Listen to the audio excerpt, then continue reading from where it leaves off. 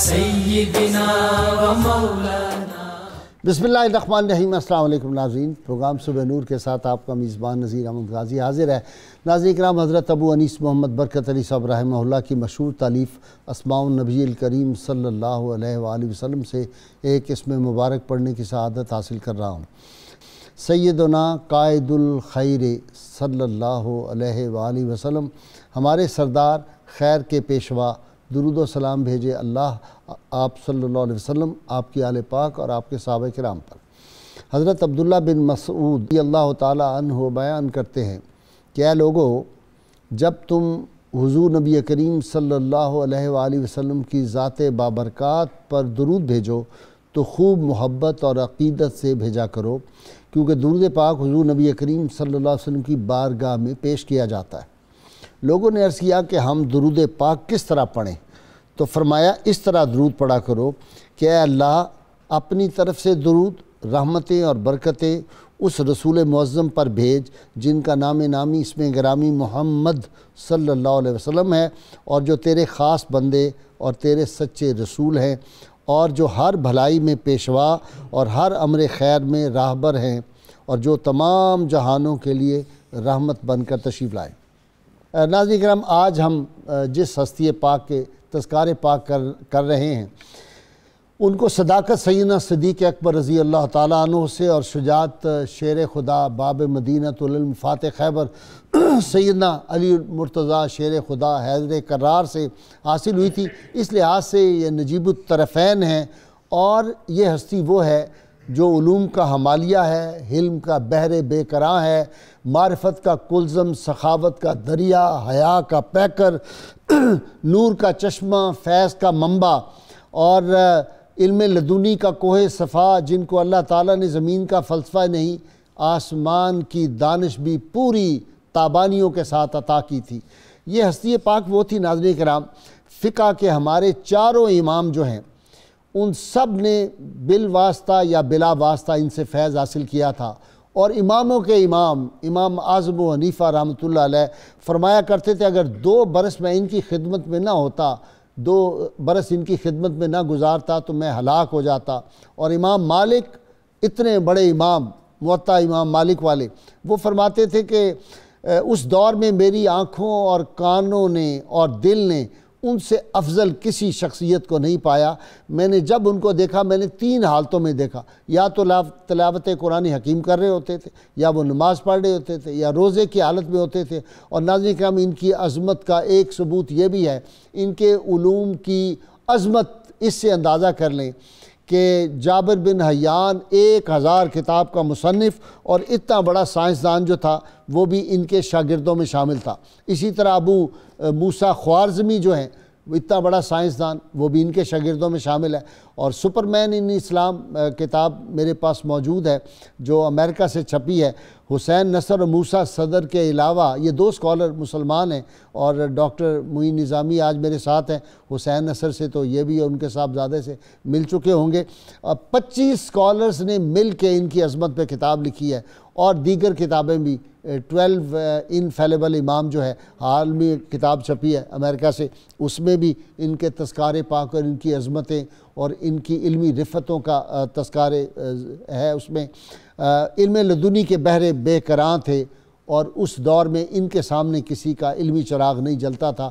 جن کے پاس علم ثریا میں بھی اگر ہو، جو وہاں سے بھی علم حاصل کر لیتے تھے، وہ ہستیاں بھی جو ہیں وہ بھی زانوِ تلمذ ان کے سامنے آ کے طے کرتے تھے، جن کے بارے میں رحمت کونین صلی اللہ علیہ وسلم نے اشارے دیے ہوئے تھے، جن کی علمی عظمتوں کے، وہ بھی ان کے سامنے زانوِ تلمذ طے کرتے تھے۔ اور ان کے شاگردوں میں ناظرین کرام امام مالک شامل ہیں، امام اعظم حنیفہ شامل ہیں، ابن حبان شامل ہیں، ابن سعد شامل ہیں، ابن جرید شامل ہیں، ابو عاصم، سبھی ان کی تعریف میں رتب اللسان ہیں۔ اور ایک قول ان کا پڑھ کے میں اپنے اسکالرز رات کی طرف جاتا ہوں۔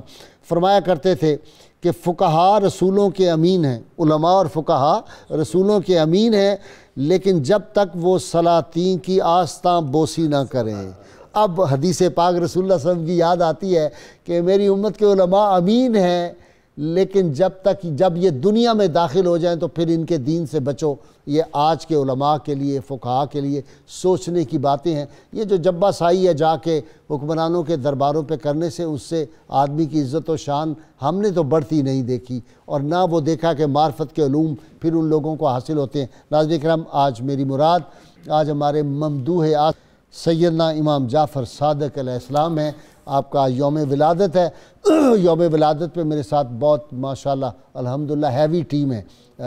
ڈاکٹر معین نظامی کافی دنوں کے بعد قابو میں آئے ہیں ہمارے، اور آپ جانتے ہیں ڈاکٹر صاحب بین الاقوامی سطح پہ الحمدللہ اسکالر، ریکگنائز اسکالر ہیں.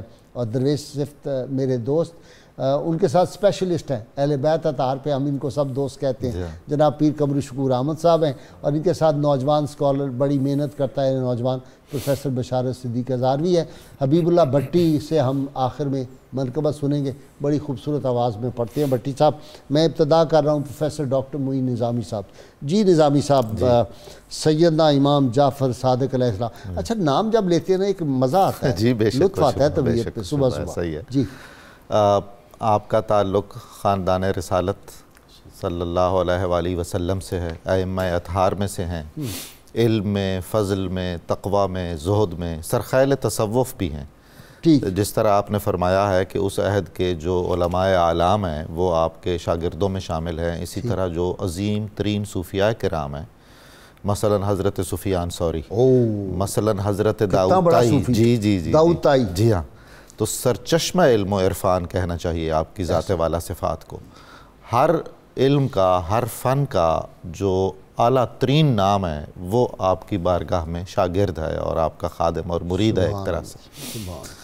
آپ کے والد ماجد حضرت امام محمد باقر العلوم، یعنی خاندان رسالت صلی اللہ علیہ وآلہ وسلم اور حضرت امیر المومنین علی کرم اللہ وجہ الکریم کی اولاد کریم کی یہ شان ہے کہ ان میں علم اور عرفان کا اجتماع ہوتا ہے. باب مدینۃ العلم جو ہوئے ان کا خانوادہ ہے.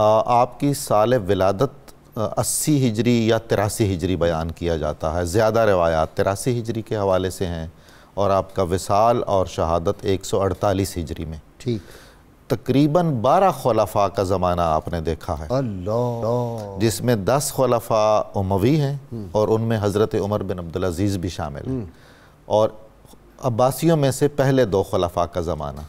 اب مدینہ منورہ ہمیشہ سے رسول اللہ صلی اللہ علیہ وسلم کی تشریف آوری سے لے کر قیامت تک علم کا، عرفان کا مرکز تھا اور ہے، نور کا، بے شک و شبہ، نور کا، خیر کا، اور ایک ہی مدینہ ہے، ایک ہی مدینہ ہے، ازل تا ابد ایک ہی مدینہ ہے. کوئی اور شہر نہ مدینہ کے برابر ہو سکتا ہے، نہ مدینہ اس کو کہا جا سکتا. چنانچہ بہت محتاط لوگوں نے زندگی میں کبھی کسی بھی شہر کو مثالاً بھی اور تشبیہاً بھی مدینہ نہیں کہا. ہو ہی نہیں سکتا. جی ہاں، ہونا بھی نہیں چاہیے.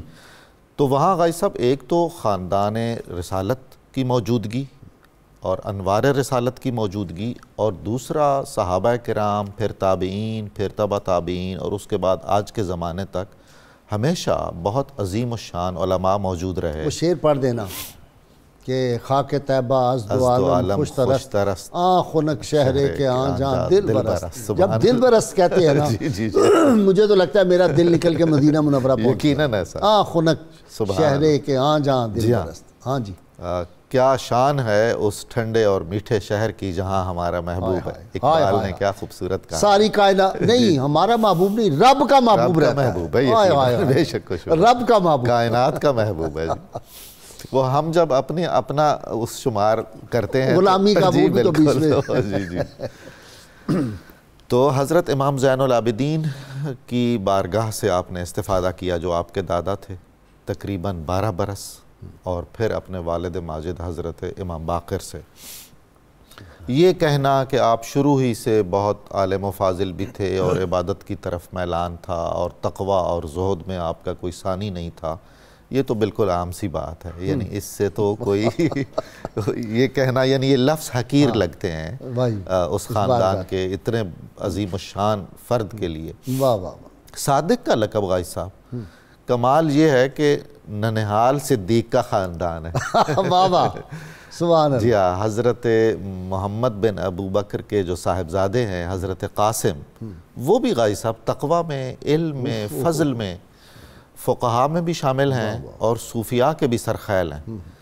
تو ان کی صاحبزادی حضرت ام فروہ آپ کی والدہ ماجدہ ہیں۔ سبحان اللہ، سبحان تو علوی اور صدیقی محبت واہ واہ۔ یہاں آ کر ہمیں یکجا دکھائی دیتی ہے، اور وہ تمام انوار اور ظہورات وہ کیا ہوتا ہے جی جہاں پہ وہ دو دریا میں مرج البحرین، ہاں، علم اور معرفت کا مرج البحرین۔ جی ایسے۔ جی پیر صاحب، اگر یہ کہا جائے کہ علوم نبوت جو تھے سینہ اطہر، اللہ تعالیٰ کے محبوب صلی اللہ علیہ وسلم سینہ اطہر سے، ان میں سے وافر حصہ جن لوگوں کو ملا ہے ان میں یہ شامل ہے۔ بسم اللہ الرحمن الرحیم۔ سید الاصفیاء، پرتو مصطفیٰ، سبحان اللہ، ابن خیر النساء، راحت مصطفیٰ، واہ، زبدۃ الاصفیاء، امام زمن، خاتون جنت کا چمن، دین کا بانک پن، واہ۔ حضرت امام اچھا، محمد میں سمجھ رہا تھا آپ کو شعر پڑھ رہے ہیں، حضرت امام نثر میں شاعری فرما رہے ہیں آپ۔ محمد جعفر الصادق علیہ السلام کا ذکر پاک آج آپ کے یوم ولادت کی نسبت سے کرنے کی یوم ولادت ہے نا، اس لیے خوشی بھی ایک جی بے طبیعت میں ہوئی، شک، بے شک، اس لیے ڈاکٹر معین نظامی سے دل لگی اور آپ بے کی شک، ہوئی ہے۔ کیوں نہیں جی، کیوں نہیں ڈاکٹر۔ تو آپ کے یوم ولادت 17 ربیع الاول کے حوالہ سے یہ ایک خوبصورت تقریب اور محفل منعقد ہے صبح نور کی، جو انٹرو میں آپ ایک بات جس سے آپ نے انٹرو کا آغاز کیا ہے کہ اہل بیت اطہار کے پروگرام بہت زیادہ ہوتے ہیں، یہ اعزاز آپ کو اور صبح نور کو ہی حاصل ہے الحمدللہ۔ کہ آئمہ اہل بیت اطہار جو ہمارے آئمہ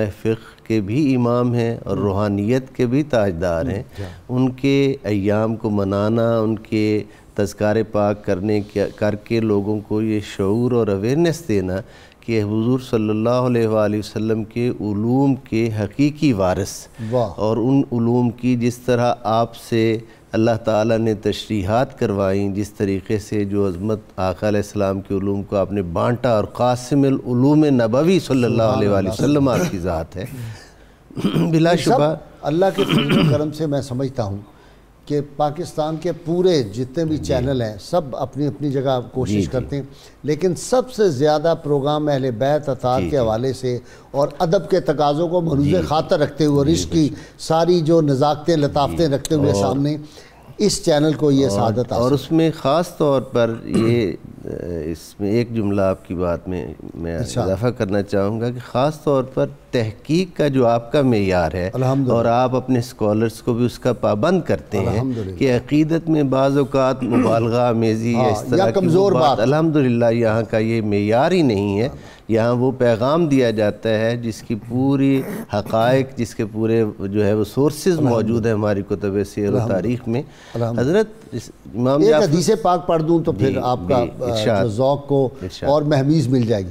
آپ صلی اللہ علیہ وسلم ارشاد فرمایا تم میں سے سب سے بہترین شخص وہ ہے جو میرے بعد میری آل کے لیے بہترین، سبحان اللہ۔ تو آل کے لیے بہترین وہی ہے جو تمام ادب کے تقاضوں کو سامنے رکھتے ہوئے اپنی زبان کو سنبھال کے اس بارگاہ میں ہزار بار بشویم دہن بمسک و گلاب ہنوز نامے تو گفتن کمال بے ادبیس، رسول اللہ صلی اللہ علیہ وسلم کا ذکر پاک کرنے کے لیے پہلے زبان کو کروڑ مرتبہ دھو کے، اور اس کے ان کی آل پاک جو ہے اس کے لیے بھی ادب کے وہی طریقے ہمیں اختیار کرنے پڑے۔ ڈاکٹر صاحب ایک بات کل میں نے ایک دیکھی ہے کسی وہ کلپ میں، وہ جو ہم پڑھتے ہیں نا ہزار بار بشو، انہوں نے کہا جی مولانا روم کا شعر ہے، یہ مولانا روم کا تو نہیں، جی مولانا جامی کی طرف نسبت ہے اس شعر، جامی کا بھی نہیں پتہ، بعض حافظ کا کہتے ہیں، یہ ڈاکٹر صاحب ہے نا اتھارٹی، یہ یقیناً یہ نہ جامی کا ہے نہ رومی کا ہے نہ حافظ کا بھی نہیں، حافظ کا بھی نہیں ہے۔ یہ بر اس میں جو پیغام ہے نا، جو میں سمجھا ہوں، آپ اس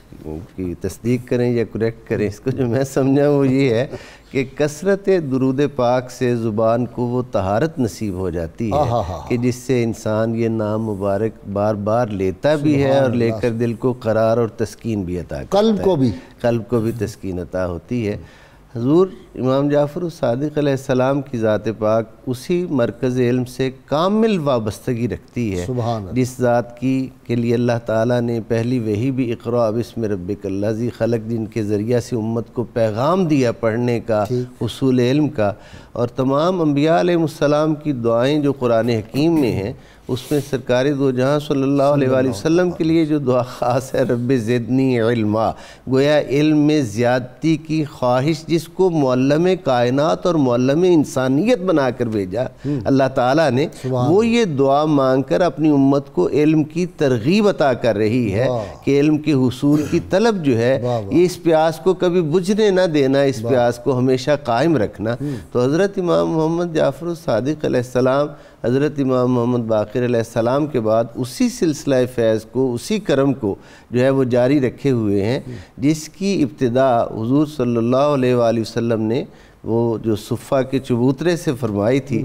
اگر ہم یونیورسٹی یونیورسٹی صفہ یونیورسٹی بلکہ میں اس کے لیے کائنات کی سب سے اعلیٰ عظیم یونیورسٹی جہاں سے نکلے ہوئے ساری آسمان کے روشن ستارے، بلکہ میں اگر اجازت ہو تو یہ عرض کروں کہ بورڈنگ سکول کا تصور جو ہے وہ حضرات اصحاب صفہ کے ذریعہ سے دیا گیا، نورانی ہاسٹل کا تصور، سبحان اللہ، کہ وہ دن رات وہاں رہیں بھی اور دن رات وہ وہاں تعلیم بھی حاصل کریں اور ان کے ذریعہ سے آگے پوری امت کو۔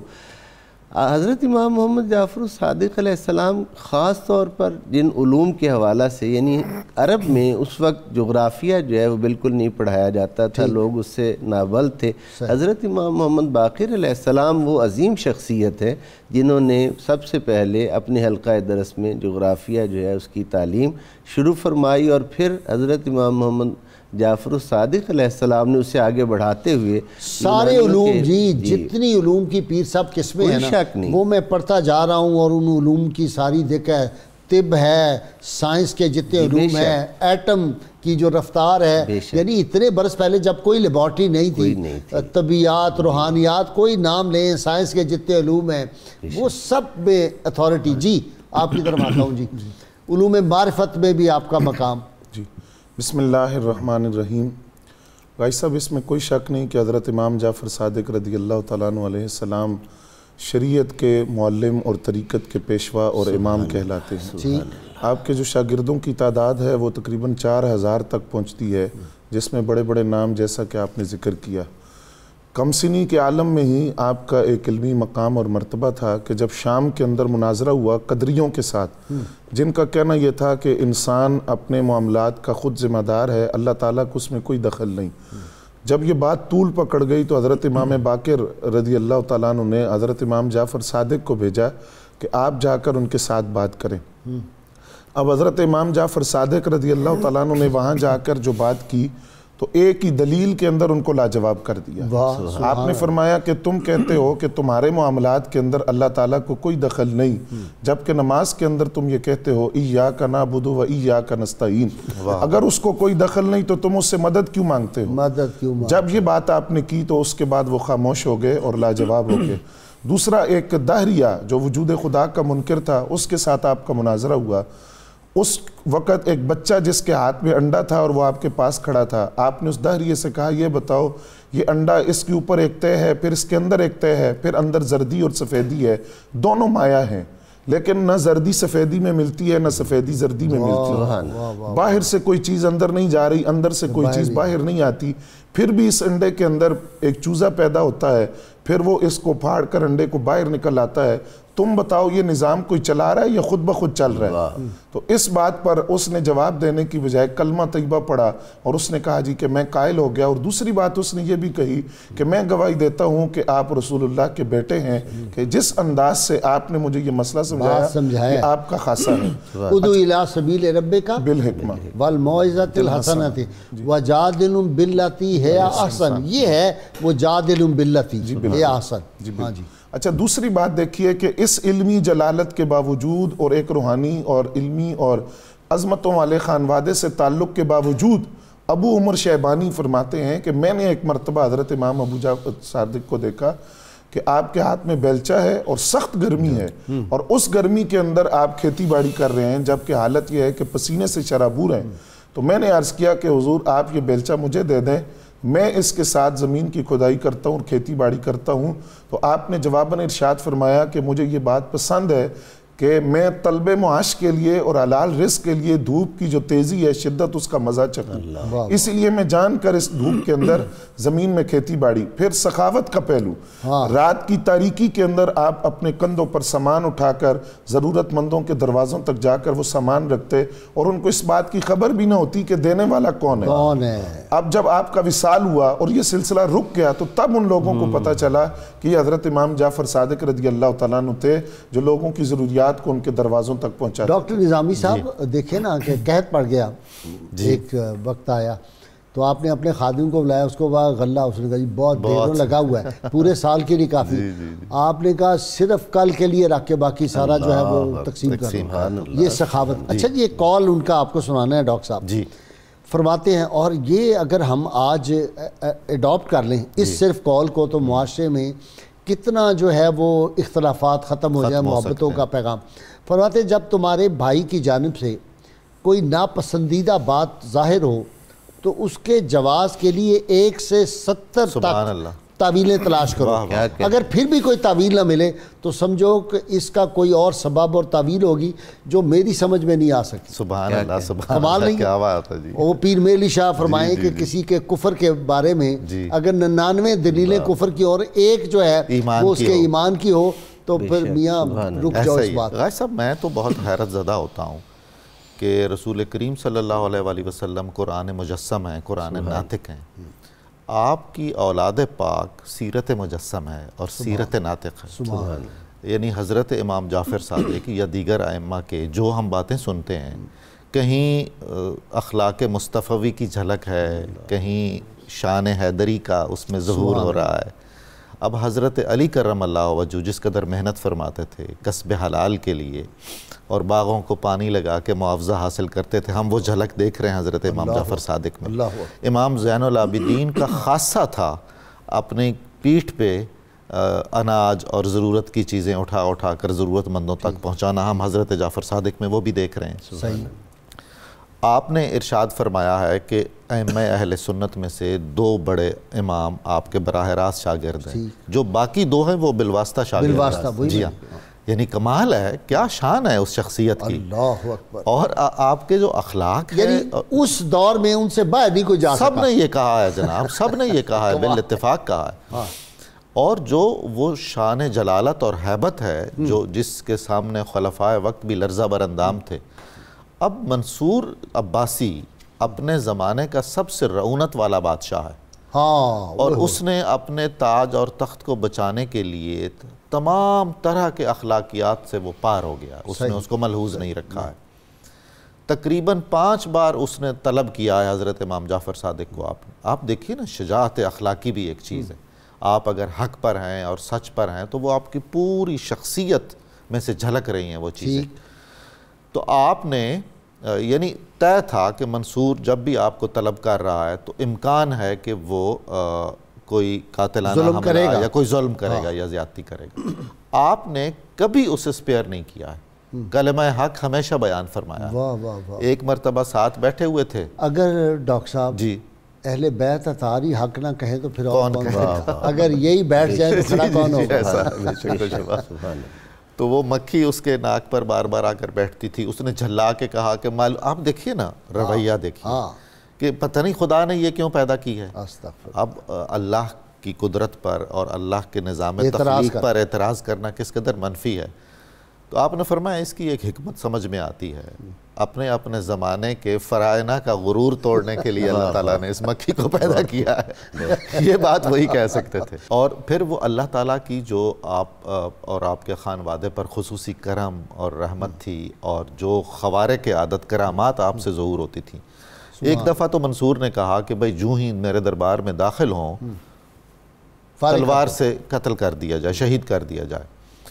اب جن کے لیے یہ حکم تھا انہوں نے آپ کو اللہ تعالیٰ نے ان کی آنکھوں پہ پردے ڈال دیے، انہوں نے تب دیکھا جب آپ تخت پر منصور کے ساتھ بیٹھ چکے تھے۔ اسی طرح واپسی پر جب آپ چلے ہیں تب بھی وہ سامنے نہیں تھے، ایسا نہیں تھے، بالکل ویسے ہی جیسے ہجرت کی شب ہوا تھا۔ ہائے ہائے ہائے، لو جی کیا خوبصورت بات آپ نے یاد کر دی۔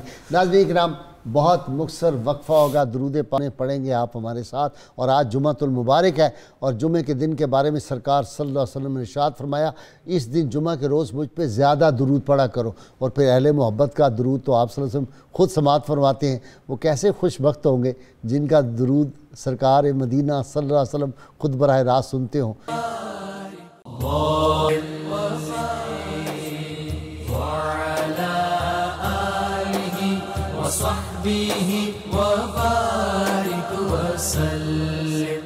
ویلکم بیک ناظرین کرام۔ امام احمد رضا رحمۃ اللہ علیہ کا یہ شعر جو ہے نعت کا، اس کو پتہ نہیں ہم کم از کم سینکڑوں مرتبہ پڑھ چکے ہیں۔ ہر دفعہ یہ ایک نیا لطف دیتا ہے اور تازگی ہے اس میں۔ یا رسول اللہ صلی اللہ علیہ وسلم، تیری نسل پاک میں ہے بچہ بچہ نور کا، تو ہے عین نور تیرا سب گھرانہ نور کا۔ اس نوری گھرانے کے افراد جو ہیں، علم اور حکمت جو ہے وہ اس کے چشمے ان کے گھرانے سے پھوٹتے ہیں۔ ناظرین کرام، فرماتے ہیں امام جعفر صادق رحمۃ اللہ علیہ السلام فرماتے ہیں، دنیا جب کسی کے موافق پیر صاحب ہوتی ہے، دیکھیے حکمت کیسی ہے، دنیا جب کسی کے موافق ہوتی ہے تو دوسروں کی بھلائیاں بھی اسے دے دیتی ہے، اس کے کھاتے میں ڈال دیتی ہے، اور جب منہ پھیر لیتی ہے تو خود اس کی خوبیاں بھی چھین لیتی ہے، پھر ان کو اس کی برائیاں نظر آتی ہیں۔ یہ پریکٹیکل کتنی بات ہے زندگی میں، ہم دیکھتے ہیں واقعی۔ ذرا آپ کا اختلاف ہوا، دنیا بھر کی ساری برائیاں انہوں نے آپ میں ڈال دی۔ پہلے ایک دن آپ کو وہ کہہ رہے ہوں گے کہ یہ قطب الاقطاب ہے، یہ غوث الاغواث ہے، دوسرے دن کہیں گے یہ تو ابلیس ہے۔ بے شک صحیح۔ یہ عجیب و غریب بات۔ حضرت بیدم وارسی کی دو شعر نعت کے کہ عدم سے لائی ہے ہستی میں آرزوئے رسول، کہاں کہاں کہاں کہاں لیے پھرتی ہے جستجوئے رسول صلی اللہ علیہ وسلم۔ شگفتہ گلشن زہرا کا ہر گلے تر، شگفتہ گلشن زہرا کا ہر گلے تر ہے، کسی میں رنگ علی اور کسی میں بوئے رسول صلی اللہ علیہ وآلہ وسلم۔ بلا شبہ جب منصور نے یہ بات حضرت امام جعفر صادق علیہ السلام سے کہی کہ آپ میرے دربار میں آیا کریں اور مجھے کچھ نصیحت کیا کریں، تو آپ نے فرمایا جسے اپنی جان عزیز ہوگی وہ تجھے کبھی نصیحت نہیں کرے گا، اور جسے اپنی آخرت عزیز ہوگی وہ نصیحت کے بغیر نہیں رہے گا، مجھے نصیحت کرے گا۔ جس کو ہو جان و دل عزیز اس کی گلی میں جائے کیوں؟ تو تمہارے پاس کوئی خیر نہیں ہے کہ میں تمہارے پاس کثرت سے آیا کروں، یعنی یہ جملہ ہے، تمہارے پاس کوئی خیر نہیں ہے یعنی کہ میں کثرت سے، یعنی یہ اللہ اور اس کے رسول علیہ السلام کے ارشادات عالیہ کی روشنی میں چلنے والی ہستیاں، کائنات کو ہدایت عطا کرنے والی ہستیاں ہیں، اور بادشاہوں کے دربار تو پھر پتہ ہے کیا کچھ ہوتا ہے اس میں۔ ایک بار یہ منصور نے آپ کو اس غرض سے بلایا کہ میں نے سینکڑوں علوی جو ہیں ان کو شہید کروا دیا لیکن سردار کو چھوڑ دیا، تو آج میں کچھ ایسا کروں گا جب میں اپنے سر پہ ہاتھ رکھوں تو تم یہ کام جو ہے نا وہ کر دینا۔ جلاد کو کہا۔ جب باہر اچانک حضرت امام جعفر صادق علیہ السلام جب تشریف لائے تو منصور ننگے پاؤں باہر نکلا، اور اس کی حالت عجیب تھی، اس کی حالت غیر ہو رہی تھی۔ استقبال کیا، مرحبا کہا، اب وہ کس کو یاد تھا کہ کیا کہنا ہے۔ بعد میں جلاد نے کہا جب آپ تشریف لے گئے، خوشی و شاداں فراں آپ کو رخصت کیا تو نیاز مندی کے ساتھ، جلاد نے کہا کہ مجھے تو آپ نے کچھ اور کہا تھا، یہ منظر کیوں بدل گیا؟ تو کہا کہ بے شک میں نے ایسا دیکھا کہ ایک اتنا بڑا اژدہا ہے جس کے منہ کا ایک سرا محل کے نیچے ہے، زمین پر ہے، اور دوسرا محل کا سرا جو اس کے منہ کا سرا ہے وہ میرے محل کی بالی پہ، چھت پہ ہے، اور اس نے اژدہے نے مجھے زبان حال سے کہا کہ میں اللہ تعالیٰ کی طرف سے معمور ہوں، اگر ان کو معمولی سی بھی تو نے گزان پہنچائی تو میں یہ تیرا سارا محل بشمول تیرے اور سارے جاہو جلال کے اس کو میں نگل جاؤں گا۔ اچھا، ہر دور کی میں آپ کو عرض کروں، جب بھی آپ حق کی بات کرتے ہیں نا تو یہ جو سوچ ہے نا نقصان پہنچانے کی، یہ ہمیشہ رہی ہے۔ بڑے بڑے لوگوں کو غلط فہمی ہوگی جی ختم کر دیں گے، مار دیں گے، فلاں کر دیں گے، لیکن ہم لوگ لاوارث نہیں ہیں بلا شبہ۔ اور یہ بہت بڑا ناز ہے کہ آدمی اس یقین کے ساتھ جیے کہ میرا کوئی وارث ہے، یہ بہت بڑا ناز ہے۔ ہم ان مراحل سے گزرے ہیں الحمدللہ۔ ایک چیز جو ہے آپ کا ذکر پاک علم کے حوالے سے ہو رہا ہے، میں یہاں یہ بات عرض کرنا چاہوں گا، ڈاکٹر صاحب نے جیسے ابھی فرمایا کہ 12 بادشاہوں کا آپ نے دور دیکھا ہے، تو یہ بھی ذرا بادشاہت کی ناپائیداری، شہنشاہیوں کی اور فقر کی پائیداری ذرا دیکھیے کہ روحانیت جو ہے اس کا استحکام کیا ہے، کہ ادھر 12 لوگ گزر گئے ہیں، ادھر ایک ذات جلوہ فرما ہے جی۔ ادھر 13 صدیاں گزر گئی ہیں، تقریباً 12.5 صدیاں آج بھی انہی کا ذکر پاک چل رہا ہے۔ جی، وہ ظاہری حیات مبارک کے حوالے سے۔ دوسری بات آپ یہ تاریخی اعتبار سے میں عرض کرنا چاہوں گا کہ ائمہ اہل بیت اطہار میں سے 11 امامین میں سے سب سے زیادہ عمر مبارک آپ نے پائی ہے، 65 برس آپ کی عمر مبارک ہے، اور تمام ائمہ میں زیادہ عمر مبارک پائی۔ اور پھر اللہ تعالیٰ نے اگرچہ روحانی اعتبار سے یہ حالات کے محتاج نہیں ہیں، اسباب کے محتاج نہیں ہیں، یہ مسبب الاسباب کی بارگاہ کے انتہائی قریب ہیں، ان کی نظر کرم سے اسباب و حالات بدلتے ہیں، لیکن جو حقائق ہیں اس کے اعتبار سے یہ ہے کہ بنو امیہ کی سلطنت ختم ہو رہی تھی، بنو عباس جو تھے وہ طاقت پکڑ رہے تھے اقتدار کی طرف، یہ جو اکھاڑ پچھاڑ میں شاہان وقت لگے رہے، اس وجہ سے حضرت امام جعفر الصادق علیہ السلام کو قدرت کی طرف سے کھل کر کام کرنے کا موقع جو ہے ملا، اور آپ سے علوم کا اس قدر تقسیم جو ہے آپ کی، جیسے ہی بنو عباس نے اقتدار کو مستحکم کیا تو ہم دیکھتے ہیں کہ حضرت امام جعفر الصادق علیہ السلام کے ہی صاحبزادے اور آپ کے بعد امامت کا عظیم منصب جنہیں عطا ہوا، ان کی زندگی کا بیشتر حصہ جیلوں میں گزرا، حضرت امام موسیٰ کاظم علیہ السلام کا۔ تو آپ کو قدرت کی طرف سے ایسا ماحول دیا گیا کہ حسن انتظام چل رہا، انتظام ایسا تھا۔ جی بشارت آپ کی طرف آ جاتے ہیں، فقہ میں کمال نہیں ہے، یہ نام اتنے بڑے بڑے جو ہیں ہماری تاریخ کے، وہ سب جب وہاں جاتے ہیں تو سارے ہی سرنڈر۔ جی غائز صاحب، اس میں کوئی شک نہیں۔ دیکھیے امام اعظم ابو حنیفہ رحمۃ اللہ علیہ، جن کو سراج الامہ کہا جاتا ہے اور فقہ کا امام، اور چاروں اماموں کے اندر اماموں کا امام، جی امام اعظم آپ کا لقب ہے۔ آپ فرماتے ہیں کہ میں نے امام جعفر صادق علیہ السلام سے بڑھ کر فقیہ نہیں دیکھا، اور حضرت امام اعظم ابو حنیفہ رحمۃ اللہ علیہ کا یہ قول ہے۔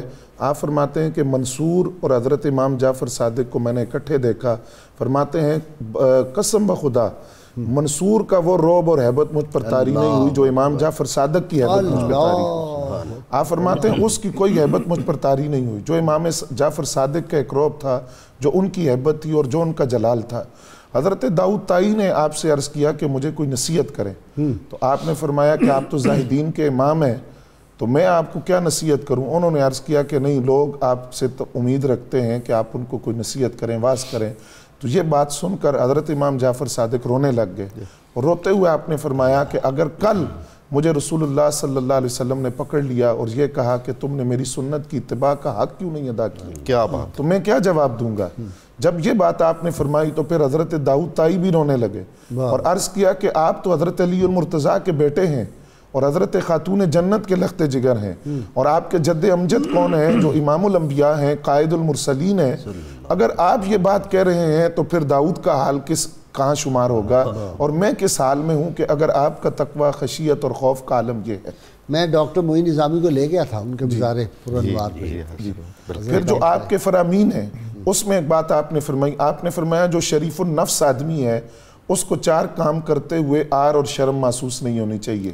ایک یہ کہ جب اس کا باپ آئے تو تعظیم کے لیے اٹھ کر کھڑا ہو۔ دوسری بات فرمایا کہ اپنے استاد کی خدمت کرتے ہوئے شرم محسوس نہ کرے۔ تیسری بات فرمایا کہ اگر اس کے 100 غلام بھی ہوں، اپنے جانوروں کی دیکھ بھال کبھی کبھی خود بھی کیا کرے اور اپنی جانوروں کی خدمت کیا کرے۔ اور چوتھی بات آپ نے فرمائی کہ مہمان کی خدمت کرنا، شریف النفس آدمی کو اس میں آر محسوس۔ پھر آپ نے فرمایا کہ اللہ تعالیٰ نے دنیا کو پیغام بھیجا کہ جو شخص میری اطاعت کرے تم اس کو راحت پہنچاؤ اور اس کو آسانی پہنچاؤ، اور جو شخص تم سے محبت کرے تم اس کو تکلیف پہنچاؤ۔ فرمایا یہ دنیا کی طرف پیغام بھیجا گیا۔ پھر جس طرح حضرت شیخ محقق نے لکھا کہ اللہ تعالیٰ جب کسی شخص کو اپنا قرب عطا فرماتا ہے تو اس کو اپنی صفت کن کا مظہر بنا دیتا ہے، اور وہ جو اپنی زبان سے کہتا ہے وہی ہو جاتا ہے۔ یوم عرفہ کے دن ایک شخص نے آپ سے کہا کہ منصور نے میرے بھائی کو قید کیا ہے، تو آپ دعا فرمائیں۔ آپ نے فرمایا تم گھر پہنچو، وہ گھر پہنچ گیا ہے۔ جب وہ گھر پہنچا اپنے بھائی سے پوچھا تو اس نے نے کہا کہ جس دن یوم عرفہ تھا اسی دن دوپہر کے قریب میں گھر واپس آ گیا اور رہائی مل گئی۔ اچھا ڈاکٹر صاحب، کرامات تو میں سمجھتا ہوں ان کے کھلونے ہیں، بہت کرامات، ان کے تو غلاموں کو اللہ تعالیٰ اتنی کرامات عطا کرتا ہے، بے موسم پھل آ رہے ہیں، جو وہی لفظ کن والی جو اللہ تعالیٰ، وہ حدیث پاک جو ہے کہ میں بندے کے ہاتھ بن جاتا ہوں، بالکل جس سے وہ پکڑتا ہے، یہ عام ولی کی بات ہے، جی ہاں اللہ کے بندے کی، اور جو سلسلہ نور سے ہے اس کا کیا عالم ہے، ان کی کیا۔ بھائی صاحب کرامات یقیناً اپنی جگہ برحق ہیں، اور ڈاکٹر صاحب فزکس، میٹا فزکس، سبحان اللہ، سائنس، جغرافیہ، سائنس کی جتنی علوم، جتنی بیماریاں انسانی نفسیاتی، جتنی جسمانی، حیرت ہوتی ہے اتنی علوم، عقائد کی بیماریاں بھی، ہاں یعنی ایک طبقہ پیدا ہو گیا تھا اس زمانے میں جن کا یہ اعتقاد ہو گیا تھا کہ نعوذ باللہ ائمہ میں خدا داخل ہے، حلول کر گیا ہے، اب بھی ہے، آج کل بھی بعض لوگ کہہ رہے ہیں انا للہ و انا الیہ راجعون، یا ائمہ کرام کا وہ درجہ ہے جو پیغمبر کا درجہ ہوتا ہے۔ تو حضرت امام جعفر صادق نے اس کو بہت شدت سے محسوس کیا، اور آپ نے عقائد کی درستی کی ایک تحریک چلائی، اور بالکل اپنے معتقدین کو اور اپنے ہاں آنے جانے والے کو سختی سے منع کیا کہ جس کا بھی ائمہ کے بارے میں یہ عقیدہ دیکھو اس سے قطع تعلق کرو، ان کے ساتھ کھانا پینا بھی نہیں ہے۔ جو علمی جہاد آپ سے ظاہر ہوا ہے، اور جو اخلاقیات کا اور اعتقاد کا جہاد آپ نے زندگی بھر کیا ہے، غالباً بطور امام بھی اللہ تعالیٰ نے آپ کو سب سے زیادہ وقت عطا فرمایا، 30 برس یا 34 برس کے قریب آپ کا دور امامت ہے، جس میں آپ نے اطمینان سے یہ کیا۔ بھائی صاحب میں تو یہ بہت حیرت ہوتی ہے مجھے کہ ہم چھوٹے چھوٹے لوگ ہیں تو ہماری انا اور شخصیت وہ ڈیمیج ہو جاتی ہے چھوٹی چھوٹی بات پر، یعنی اتنی جلالت شان کا آدمی، حسب نسب کا، زہد و تقوی کا، اور اللہ نے جن کو اللہ نے قوتیں کیا بھی بات عطا ہے کی ہوں، سبحان اللہ سبحان اللہ۔ آپ مسجد نبوی میں نماز ادا فرما رہے ہیں، ایک آدمی کی 1000 دینار کی ایک تھیلی چوری ہو گئی، اس نے دیکھا کہ ایک ہی آدمی ہے، اسی نے اٹھائی ہوگی، اور وہ پہچانتا نہیں تھا، اس کو پہچان کروانے کے لیے یہ ہوا تھا سارا کام۔ جی جی جی، واہ واہ، تو اس نے آپ سے کہا کہ بھئی میرے تھیلی گم ہوئی ہے تو آپ نے لی ہے، آپ نے فرمایا اس میں تھا کیا؟ اس نے کہا جی 1000 دینار۔ آپ نے کہا میرے ساتھ تشریف لائیے۔ کیا شان ہے جی، کیا حسن الفاظ ہے۔ اور آپ نے اسے گھر لے جا کے ایک تھیلی 1000 دینار کی دی، وہ آدمی واپس آیا تو اسے اپنے ہی ساز و سامان کو سمیٹتے ہوئے اپنی تھیلی مل گئی، ٹھیک، تو پھر اسے بہت ہی حیرت اور تعجب ہوئی اور بہت شرمندہ ہوا، اور وہ واپس حاضر ہوا تو اسے پتہ چلا یہ امام جعفر صادق ہے۔ سبحان اللہ۔ اس نے کہا جناب مان گیا آپ کو، اللہ کے رسول کا اخلاق یہی ہے جو آپ پھر اس نے کہا کہ آپ واپس لے لیں، آپ فرمایا نہیں، اہل بیت جو عطا کر دیتے ہیں وہ عطا کر دیتے ہیں، جو دے دیتے ہیں واپس نہیں کرتے ہیں۔ یہ سچے سیدوں کی پہچان جی بے شک و شبہ ہے، صحیح ہے، کیا کہنے، سبحان اللہ۔ جی پیر صاحب، جی جس طرح سخاوت کا ذکر ہو رہا ہے، آپ اسی طرح نوازتے ہیں ہر اپنے در پہ ہر آنے والے کو، اور یہ مال دنیا بھی، اور مال دنیا کے ساتھ ساتھ جس قسم کی طلب جس کی ہے اس کی طلب کو جانتے بھی ہیں، دیتے ہیں بادہ ظرف قداخار دیکھ کر وہ اس طلب کے مطابق اسے نوازتے بھی ہیں۔ جو جس علم کا طالب آتا ہے اسے وہ علم بھی عطا کرتے ہیں۔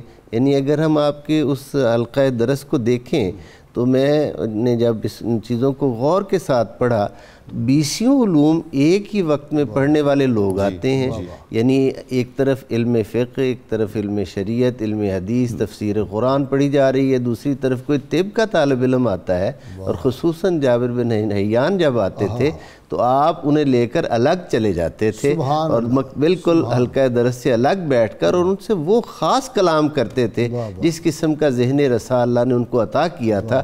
ان کے سامنے وہ سارے فزکس، کیمسٹری کی آپ باتیں کرتے، سمجھاتے، اور وہ آپ سے اکتساب فیض کرنے کے بعد، یعنی وہ ایک اتنا بڑا نام ہے کہ اس میں باقی سارے بہت سے نام جو ہیں وہ اس کے بعد آ جاتے ہیں ضمن میں ہی، اتنا بڑا نام ہے سائنسی دنیا میں، اور جس کو ہر علم جو ہے آپ نے عطا فرمایا، اور جیسی طلب تھی بقدر ظرف ہر کسی کو عطا فرمایا۔ جی بشارت، لاسٹ کمنٹ آپ کا۔ جی غازی صاحب، آپ کے حوالے سے کہ آپ کے اسی روحانی مقام کے حوالے سے اور صفت کن کے حوالے سے ایک بات کہ حضرت لیث بن سعد جو بہت بڑے محدث ہیں، وہ فرماتے ہیں کہ میں نے ایک شخص کو دیکھا جو پہاڑ پہ بیٹھا ہے جبل ابو قبیس پر، اور یا رب کہہ کر اپنے رب کو پکار رہا ہے، اور پھر اس خواہش کے اظہار کرتا ہے کہ مجھے انگور پسند ہے، انگور عطا کیجئے۔ غیب سے ایک طباق پیش کیا جاتا ہے، پھر لباس طلب کیا تو لباس آ گیا۔ فرماتے میں ان کے پیچھے چلا اور میں جاننا چاہتا تھا کہ یہ کون ہے۔ ایک شخص راستے میں ملا، اس نے کہا کہ اے رسول اللہ کے بیٹے، آپ یہ اپنا لباس مجھے عطا کر دیں، تو آپ نے اسے عطا کر دیا۔ پھر مجھے یہ بات سمجھ آئی کہ یہ حضور صلی اللہ علیہ وسلم کی اولاد ہیں، امام جعفر صادق ہیں۔ تو اس بات سے کہ وہ جو صفت کن کا مظہر تھے، اور دوسری بات کہ جو فراست مومنانہ اللہ تعالیٰ نے آپ کو عطا کی تھی، وہ اپنی مثالات تھی۔ بہت شکریہ بشارت آپ کا بھی، پیر صاحب آپ کا، ڈاکٹر نظامی صاحب آپ کا، اور ڈاکٹر نظامی یہاں کمٹمنٹ دے کے جائیں کہ آپ آتے رہیں گے، اتنی چھٹی آپ کی ہوگی۔ ناظرین کرام، درود پاک کا وقفہ سنتے ہیں، پڑھتے ہیں، ہمارے ساتھ رہیے گا۔ وسيدنا حسين وعلى آله وصحبه۔ ویلکم بیک ناظرین کرام، کتاب الشفا سے پیٹ درد کا روحانی علاج ہے۔ اگر کسی کے پیٹ میں درد ہو تو تھوڑا سا نمک لے کر اس پر اول و آخر درود پاک کے ساتھ 3 بار سورہ کوثر پڑھ کر مریض کو وہ نمک کھلا دیں، انشاءاللہ بہت جلد شفا ہوگی۔ شرط یہ ہے اول و آخر کوئی بھی درود پاک جو آپ کو آتا ہو کم از کم 11 مرتبہ ضرور پڑھیں۔ سیدنا امام جعفر صادق علیہ السلام فرماتے ہیں، انتقام کی قدرت رکھنے کے باوجود غصہ کو پی جانا افضل ترین جہاد ہے۔ آج کے روزنامہ 92 میں سیدنا امام جعفر صادق علیہ السلام کے یوم ولادت کے حوالے سے بڑا زبردست مضمون ہے۔ ناظرین اکرام، ڈاکٹر طاہر امید تنولی نے ایک بہت بڑا علمی کام آج کل وہ کر رہے ہیں۔ اقبال اکیڈمی پاکستان کے تحت علامہ اقبال رحمۃ اللہ علیہ میلہ اور بک فیئر، یہ جو ہے اقبال پارک مینار پاکستان کے پاس، وہاں پہ انہوں نے شروع کیا ہوا ہے۔ یہ 9 نومبر سے 17 نومبر تک جاری رہے گا، صبح 10 بجے سے رات 10 بجے تک، اور اس میں علمی سرگرمیاں ہیں، سیمینار ہے، کتب کی نمائش ہے۔ کمال کی بات یہ ہے کہ ہر کتاب پر 50% وہ رعایت دے رہے ہیں۔ یہ اس کا گریٹر اقبال پارک جو ہے، وہاں پہ نیشنل ہسٹری میوزیم کا ایگزٹ نمبر 4 جو ہے، وہاں پہ مینار پاکستان یہ نمائش لگی ہوئی ہے۔ اس سے اہل علم اور خاص طور پہ طلباء اور طالبات ضرور فائدہ اٹھائیں، یہاں پہ جا کے بڑی زبردست نمائش ہے۔ صبح صبح ہی ڈاکٹر صاحب کا صبح کی نماز سے پہلے مجھے فون آ گیا تھا، میں نے کہا ضرور ہم جناب اس کا اعلان کریں گے۔ علمی شوق تو پیدا ہونا چاہیے ہماری قوم میں۔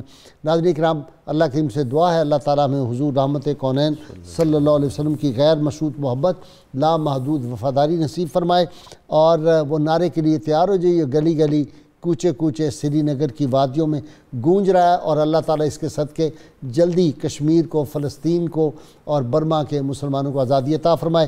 نعرے کے لیے تیار ہو جائیے تاکہ پھر ہمارے ملک کے صف اول کے نعت خان حبیب اللہ بھٹی صاحب سے منقبت بارگاہ امام میں سن سکے۔ پاکستان کا مطلب کیا؟ لا الہ الا اللہ محمد الرسول اللہ صلی اللہ علیہ وسلم۔ جی بھٹی صاحب۔ صدقوئی قان کی برہان امام جعفر، صدقوئی قان، صدقوئی قان کی برہان امام جعفر، اہل عرفان کے سلطان امام جعفر، اہل عرفان کے سلطان امام جعفر۔